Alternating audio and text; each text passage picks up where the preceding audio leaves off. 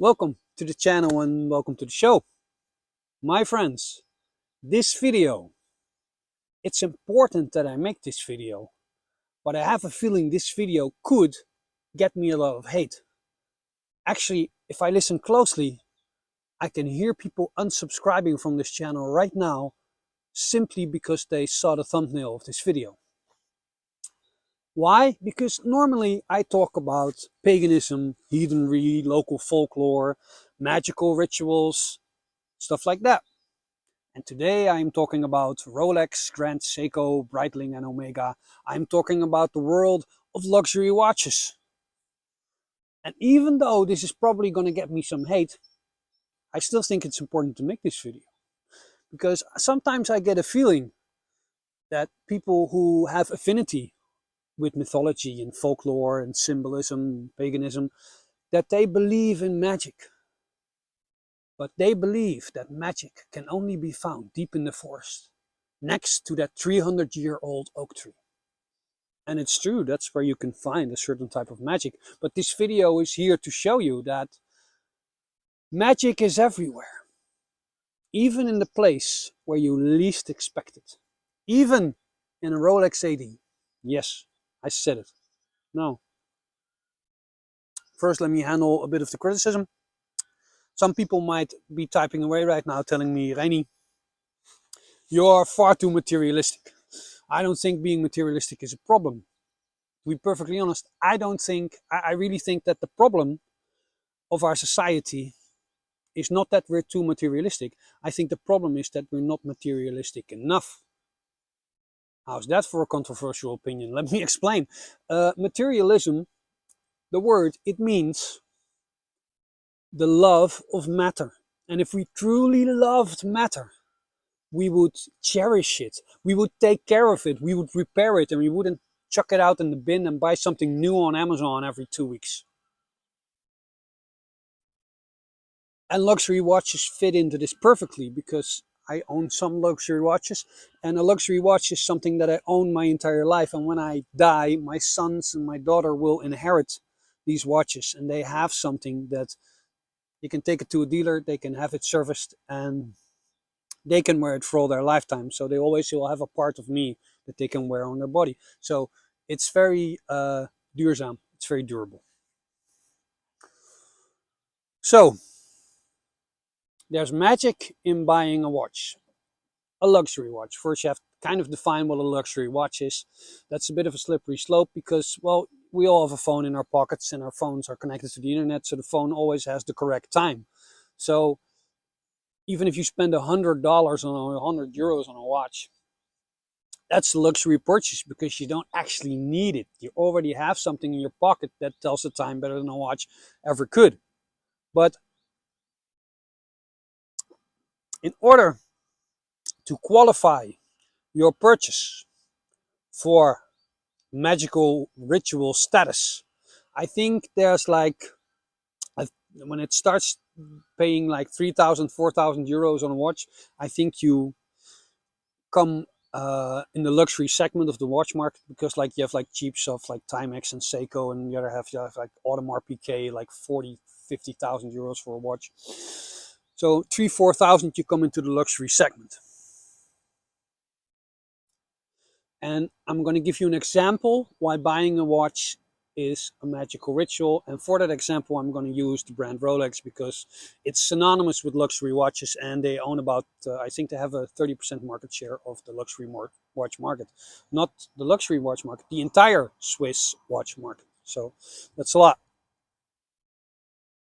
Now, first off, when you spend that kind of money on a technology which is basically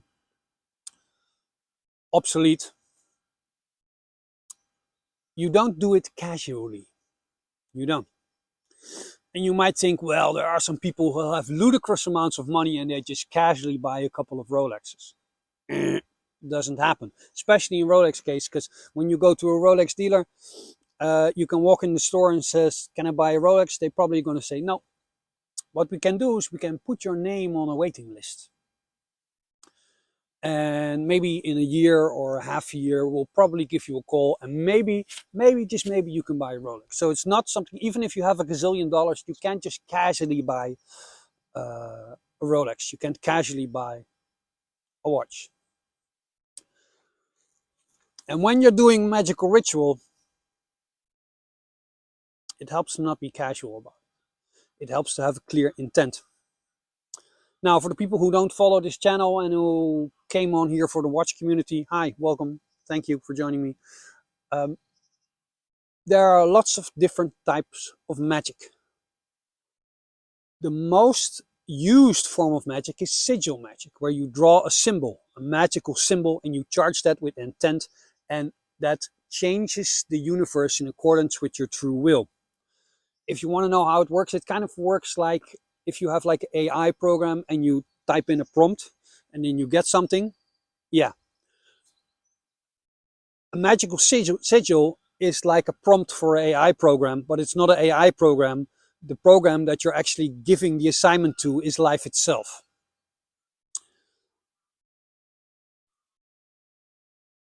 Often when you buy a luxury watch, you don't casually buy a watch. You buy a watch to celebrate something. When you get married, when you have a promotion, when you reach certain financial goals, that's when you spend that ridiculous amount of money.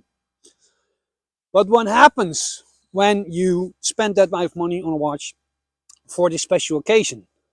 That special occasion is automatically linked to that watch, and that watch is automatically linked to that special occasion. The energy of your victory, because it's often a victory, it's rarely I lost my car, let me buy a Rolex to celebrate. So it's something positive. What you do is you put that intent in that watch, and that watch around your wrist. So the energy of your body can charge the watch, because the watch will become your sigil in which you hack reality. Let me try to explain how I think that works. By the way, if you're watching this video and you're thinking, Reni, you're just full of shit, you're just making a video just to justify your own luxury watch purchases, tell me. That's what the comment section is for. Okay.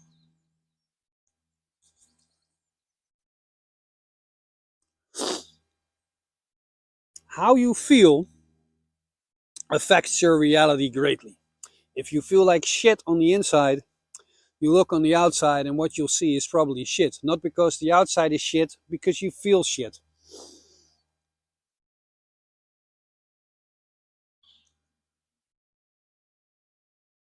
Where you think about, that's where your energy goes. Sounds like a cliche thing to say, but it's true. When you have this victory or something worth celebrating and you buy your luxury watch and you put that intent into the watch, sometimes they even, on the back of the watch, they engrave it to further enhance the fact that it's a sigil. Every time you look at that watch, I'm wearing my own Grand Seiko, by the way, and you look at that watch, you see the beauty of that watch, and you're reminded of your victory. Constantly you keep in this loop of victory, and constantly your energy goes to that good feeling you had for the fact that you got married, for the fact you got the promotion, for the fact that you made those financial goals. And it helps you keep in this loop of constant victory, which in turn creates more victories. Buying a luxury watch can actually help propel you. Not because other people see you and somehow see you as successful. No, it doesn't matter how other people view you. What matters is how you view yourself. And this can be a medium, a sigil, how you see yourself and therefore how you are. Now, I want to give you an example of how you view the world, how that bends reality, because we all do that. My day job is I work as a nurse, and lots of years ago I had a man who wanted to hire me to take care of him. His wife took care of him, but his wife was pregnant, so she couldn't do it for a couple of months. So I negotiated that contract, and me with some colleagues, just helped get him out of bed and did everything he needed for that period while his wife was pregnant. But his previous experiences with nurses and everything was very negative. So his idea of the whole care industry was very negative. And I knew that I would have to work extremely hard. And that was true, because every time I was at his house helping him with stuff, I had a tendency to misspeak. I had a tendency to let things drop out of my hand. I'm not a teenager. I'm not clumsy. I'm not insecure. I don't just drop things out of my hand. But when I was near him, I had a tendency to let things drop out of my hand. Because his conviction that the care industry and nurses were so shit was so powerful that he was almost making me do things that wasn't really me. So I knew I had to stand strong. I have to take an extra cup of coffee, keep the focus so I could bend his reality into my reality. And I ended up doing that, and we had contact. We still keep in contact from time to time now, because it was such a positive experience for him.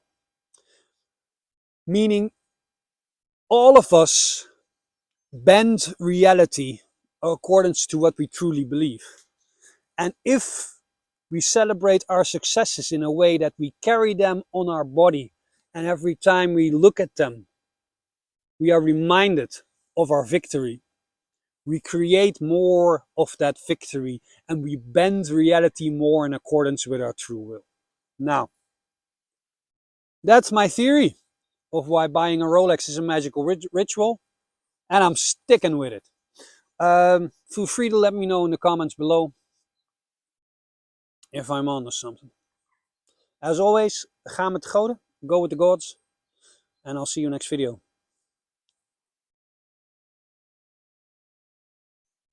I wanted to add something, a fun little story for context. There once was a guru, lived in India, moved to America, started like an ashram.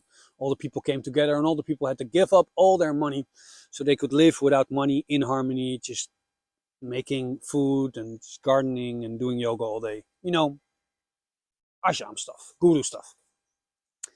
And he wanted some media attention, but he couldn't get it. He wrote to every paper and every news station. Nobody wanted to come. But he was a clever guy. He thought, I think if I can give them a really ludicrous reason to come here, they will come. So what he did, he bought 10 Rolls Royces. 10 Rolls Royces. And he didn't even have a driver's license. And then the TV crews came. The TV crews came and they said, look at how ridiculous this is. But he understood that if he spoke, people will resonate with his energy. And people will become curious, and it will help grow the ashram. So he was willing to take a punch in the face, because he knew the essence of him will come through. So the reporter has this famous question. Why did you buy a Rolls Royce? I mean, why not a Mercedes or a Ferrari or any other brand? And he famously said, a Rolls Royce is best for spiritual growth. So in conclusion, I would like to say, why do you buy a Rolex? A Rolex is best for spiritual growth. Cheers.